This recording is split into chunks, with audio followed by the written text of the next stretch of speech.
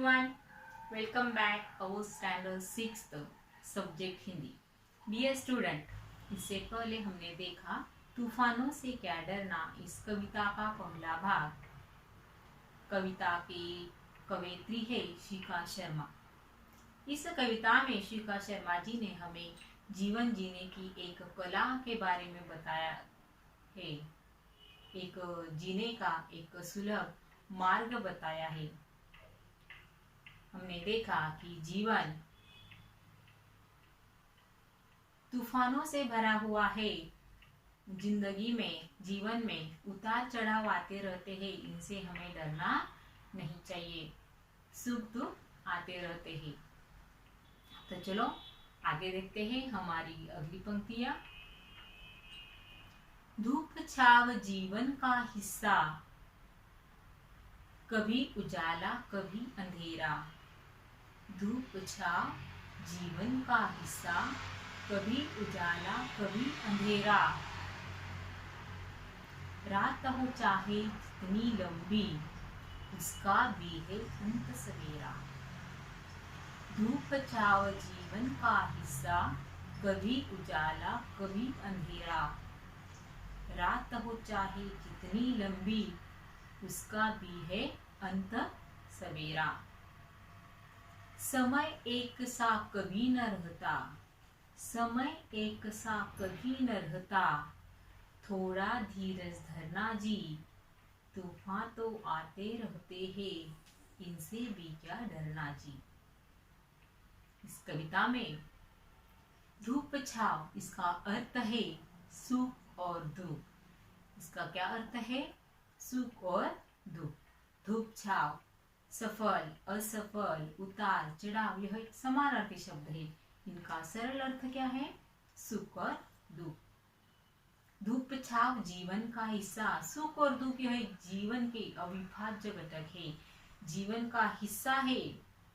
जहाँ पर सुख है वहीं पर दुख है। दुख है इसलिए हमें सुख की कीमत पता चलती है। कभी उजाला कभी अंधेरा, कभी दुख है कभी अंधेरा है, कभी सुख है। सुख यानी क्या? उजाला। अंधेरा यानी क्या? दुख।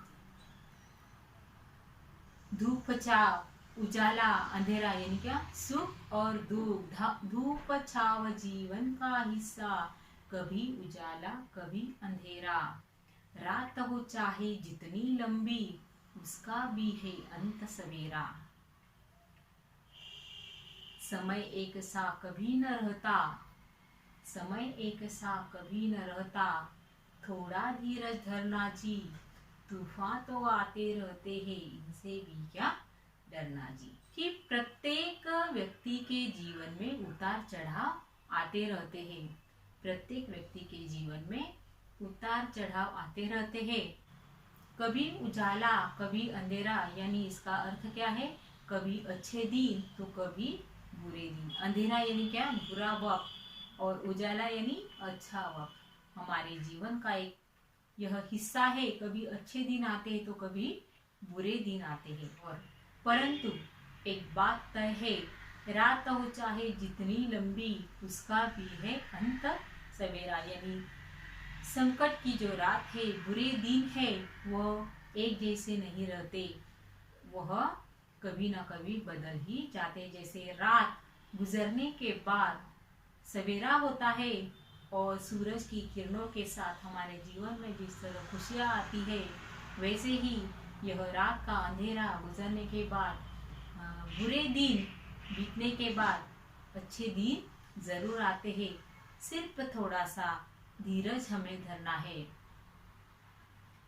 थोड़ा सा इंतजार हमें करना चाहिए। इससे हमें निराश नहीं होना चाहिए, इससे हमें डरना नहीं चाहिए, क्योंकि समय एक सा नहीं रहता।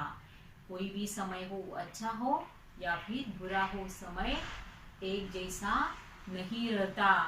यह जो विपरीत परिस्थितियां है, एक दिन बदलती है। संकट काल में हमें ऐसी विपरीत परिस्थितियों में हमें धैर्य धरना चाहिए, धैर्य रखना चाहिए। ऐसे विपरीत परिस्थितियों में हमें धैर्य रखना चाहिए, उसका मुकाबला हमें करना चाहिए। जिंदगी में तूफान तो आते रहते हैं। तूफान यानी क्या? संकट। यह तूफान तो आते रहते हैं, इनसे भी क्या डरना जी। कठिन परिस्थितियों का हमें डटकर मुकाबला करना चाहिए। कविता की अगली पंक्तियां है, देह अभिमान के कारण देखो कितनी महामारी है। देह अभिमान के कारण देखो कितनी महामारी है। सबको सच्ची राह दिखाना, सबको सच्ची राह दिखाना अपनी जिम्मेदारी है। सबको सच्ची राह दिखाना अपनी जिम्मेदारी है। आत्मज्ञान का दीप जलाकर दूर अंधेरा करना जी। आत्मज्ञान के दीप जलाकर दूर अंधेरा करना जी। तूफान तो आते रहते हैं, इनसे भी क्या डरना जी। तूफान तो आते रहते हैं, इनसे भी क्या डरना जी। बच्चों, हम देखते हैं समाज में हर किसी को अपने शरीर पर बहुत ही अभिमान होता जा रहा है। हर किसी को अपने इस देह पर अभिमान होता है। समाज में हम देखते हैं कि यह धारणा महामारी जैसे फैल रही है। यह धारणा जो है यह महामारी जैसे फैल रही है। हर किसी को जिसे देखो उसे अपने खुद पर, अपने देह पर अभिमान होता जा रहा है। हमारी जिम्मेदारी है कि सबको सच्ची राह हमें दिखानी चाहिए। हमारे समाज के प्रति हमारी क्या जिम्मेदारी है कि सबको सच्ची राह दिखाना अपनी जिम्मेदारी है। क्या जिम्मेदारी है? कि ज्ञान रूपी दीपक जलाकर अज्ञान का अंधेरा हमें दूर करना है। ज्ञान रूपी दीपक जलाकर हमें अज्ञान का अंधेरा दूर करना है।